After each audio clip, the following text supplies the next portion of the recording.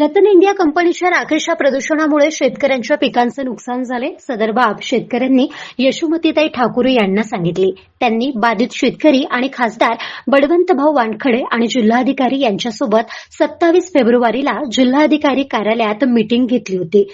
त्यानंतर याच विषयासंदर्भात कंपनी आणि शेतकरी यांच्यासोबत बैठक घेतली आणि शेवटी आज शेतकऱ्यांच्या खात्यात रक्कम जमा झाली.